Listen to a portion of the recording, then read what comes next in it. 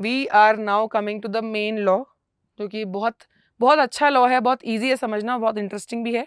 Let's move on to law of constant proportions. आप देखो, आप किसी भी कंट्री में जाते हैं, वेर एवर यू विजिट, आप कहीं भी चले जाओ, आप जब भी वाटर बोलेंगे तो वाटर का फॉर्मूला सब लोग H2O ही लिखते हैं. चाहे वो वाटर लेक से हो, चाहे वो वाटर रिवर से हो, चाहे वो माउंटेन से आया हो, ग्लेशियर से, कहीं से भी हो, water is H2O. What does this tell you?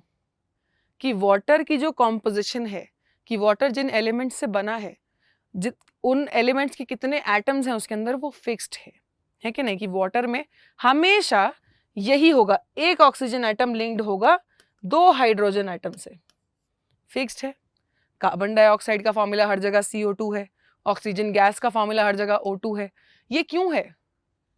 यही है लॉ कि ये जो आपके कंपाउंड्स हैं ये हमेशा सेम एलिमेंट से बनेंगे, उन एलिमेंट्स के सेम नंबर ऑफ एटम्स हमेशा प्रेजेंट होंगे और उनका एक फिक्स्ड मास रेशो होगा, जो कि हमें हमेशा याद रखना है. ठीक है.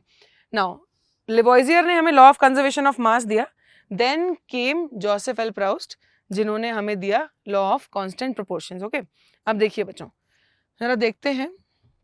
अगर मैं वाटर के केस में, वाटर आपके सामने है, ठीक है, वाटर के केस में अगर मैं मास का रेशो निकालती हूँ तो ऑक्सीजन का मास, बेटा हम एटम्स का मास ना यू में लिखते हैं इंस्टेड ऑफ ग्राम्स, यू में लिखा जाता है. ये सब आपको इसी चैप्टर में बताया जाएगा कि ऐसा क्यों होता है, मोल कॉन्सेप्ट में सारा कुछ पढ़ेंगे हम. ऑक्सीजन का मास है 16U, while हाइड्रोजन का mass is 1U. Hydrogen is the lightest element, hydrogen का मास 1U है बच्चों. ठीक है. तो अगर मैं यहाँ पे आपसे कहूँ कि मुझे हाइड्रोजन और ऑक्सीजन के मास का रेशो दो वाटर के अंदर, तो आप जानते हो हाइड्रोजन 2 है ना, तो 1U एक का मास है, तो आप कहेंगे हाइड्रोजन का मास इस कंपाउंड के अंदर 2 है, isn't it? और ऑक्सीजन यहाँ पर एक ही है, तो हम लिखेंगे 16, क्योंकि एक एटम का मास 16 है. तो क्या सिंप्लीफाइड रेशो मिलेगा आपको? हमेशा सिंप्लीफाइड फॉर्म में रखना है. The ratio will be 1:8.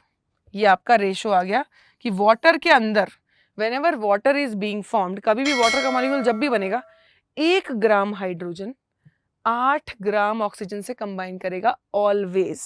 अब इस रेशियो से आप 2-3 चीजें और बता सकते हो. जैसे मान लो मैं आपसे क्वेश्चन कर दूं कि वाटर, मेरे पास हाइड्रोजन है 2 ग्राम्स, ओके, हाइड्रोजन 2 ग्राम्स है, तो वो ऑक्सीजन कितनी अमाउंट ऑक्सीजन से कंबाइन करेगा जब वाटर फॉर्म करेगा? तो देखो 1 ग्राम जो है 8 ग्राम से कंबाइन करता है. ये आपने कैलकुलेट किया बिकॉज आपको मास पता था, आपने रेशो निकाल लिया. आपको ये पता है कि इनका मास रेशो ये होता है. तो अगर मैं हाइड्रोजन 2 ग्राम लूंगी, मैंने अगर हाइड्रोजन को डबल किया है तो रेशो में क्या करते हैं, दूसरी साइड भी डबल करेंगे. कर दिया. तो 2 ग्राम हाइड्रोजन 16 ग्राम ऑक्सीजन से कंबाइन करेगा. ऐसे करके 3 ग्राम हाइड्रोजन 24 ग्राम ऑक्सीजन से कंबाइन करेगा. इजी. तो ये हम रेशो बता रहे हैं कि जो मास का रेशो है it will be fixed always, हमेशा फिक्स्ड रहेगा. ठीक है, वेरी गुड. अब एक और चीज है, हम ये जानते हैं with the help of our calculation कि 1:8 है मास का ratio between hydrogen and oxygen. ठीक है. अब मान लीजिए मैं आपसे क्वेश्चन करती हूं कि वी हैव, हाइड्रोजन हमारे पास 10 ग्राम्स है और ऑक्सीजन की अवेलेबिलिटी हमारे पास 32 ग्राम्स है. ठीक है. तो वाटर कितना फॉर्म होगा? अब एक तो सिंपल माइंड लगाएंगे आपकी, हाइड्रोजन 10 है, ऑक्सीजन 32 है, तो दोनों को ऐड कर दो, 42 ग्राम्स हो गया. That is entirely wrong. अब हमें फिर से रेशो कंसिडर करना है. कैसे? देखो, 1 ग्राम करता है 8 ग्राम से कंबाइन, 2 करेगा 16 से, 3 करेगा 24 से, 4 करेगा 32 से. अब इस रेशो पे जब आप आ गए 4:32, आप जान रहे हो, देख रहे हो कि ऑक्सीजन 32 ग्राम्स ही है ना. 32 grams oxygen combines with 4 gram hydrogen only. Oxygen 32 gram 4 gram hydrogen से ही कंबाइन करेगी, उससे ज्यादा से कंबाइन नहीं करेगी, है ना. तो ऑक्सीजन यहाँ पे आपका लिमिटिंग रिएजेंट हो गया कि भाई ये इसकी कमी पड़ गई. अगर ये और होता तो हाइड्रोजन तो हमारे पास एक्सेस में था, यहाँ जितना हमें चाहिए होता है. जैसे यहाँ पे ऑक्सीजन तो हमारे पास 32 ग्राम ही है, लेकिन हाइड्रोजन का 4 की जगह 10 ग्राम है. हाइड्रोजन हमें जितना चाहिए था उससे ज्यादा ऑलरेडी अवेलेबल है. तो जो कम होता है जिसकी वजह से हमें रुकना पड़ रहा है कि और वाटर नहीं बन पा रहा, वो ऑक्सीजन है यहाँ पर, है ना। तो ऑक्सीजन की कमी की वजह से आप इतना वाटर नहीं ऑब्टेन कर पाएंगे। तो कितना वाटर ऑब्टेन कर पाएंगे? आपने देखा कि 32 ग्राम्स ऑक्सीजन, लिख लो 32 grams oxygen will combine with 4 grams hydrogen only. तो कितना वाटर बन गया? 32 grams oxygen plus 4 gram hydrogen, 36 grams hydrogen बन गया। इतना ही बन पाएगा जी, इससे ज्यादा नहीं बनेगा। बाकी का जो हाइड्रोजन है, the rest of the 6 grams hydrogen will be useless. बाकी का हाइड्रोजन यूजलेस हो जाएगा कि ऑक्सीजन है ही नहीं इससे कंबाइन करने के लिए, तो बाकी का हाइड्रोजन यूज नहीं होगा। वाटर टोटल 36 ग्राम फॉर्म होगा, नॉट 42 ग्राम्स। आई होप सबको समझ में आया है कि लॉ फिक्स्ड है, जो रेशियो है it will always be fixed, ठीक है। 1:8 हमेशा 1:8 ही रहेगा। सिंप्लीफाइड मतलब मल्टीप्लाई करके आप और रेशियोज ऑब्टेन कर सकते हो, आपने मैथ्स में भी पढ़ा होगा सिमिलर रेशियोज ऑब्टेन करना, सेम रेशियोज, लेकिन जो रेशियो है वो फिक्स्ड ही रहेगा, हमेशा 1:8 ही आएगा कैलकुलेशन के बाद, ठीक है। तो मास भी इसी हिसाब से आप कैलकुलेट करते हैं बच्चों। अब एक और जरा एग्जांपल देख लेते हैं just to understand. Ammonia is NH3।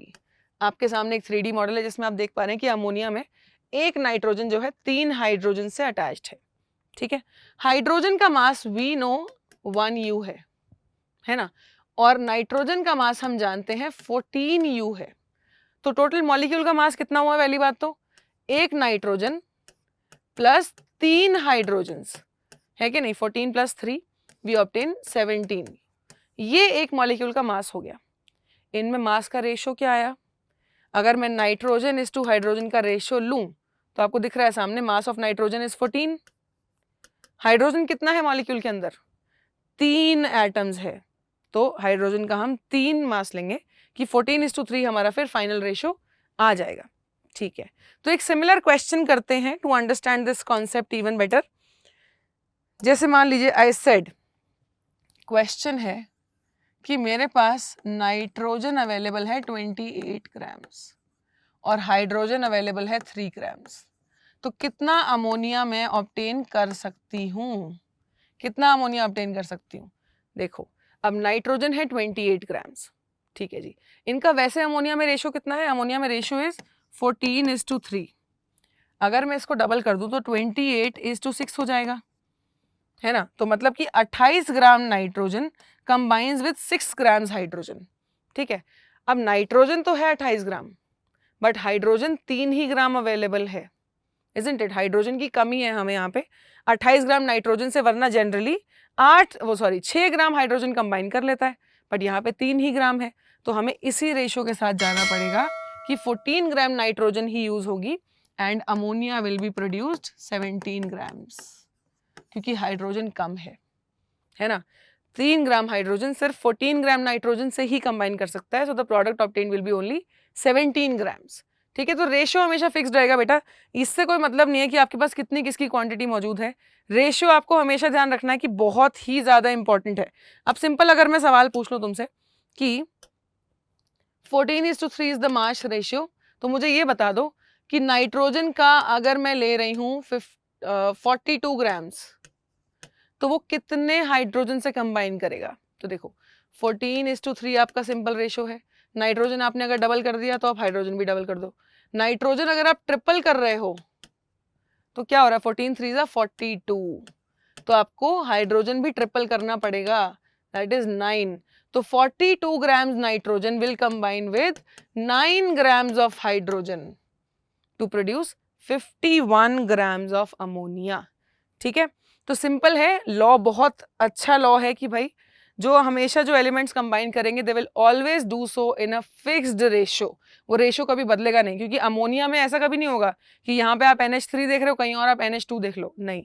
Water हमेशा H2O है, H2O ही रहेगा, वो कॉम्पोजिशन हमेशा फिक्स्ड है, तो मास का रेशियो फिक्स्ड है, तो उसके हिसाब से हम कैलकुलेशंस करते हैं। नाउ लॉ ऑफ कांस्टेंट या definite proportions was stated by Joseph Proust. अब इसकी डेफिनेशन या स्टेटमेंट क्या लिखते हैं हम? In a chemical substance, in a pure substance लिखोगे तो ज्यादा अच्छा रहेगा।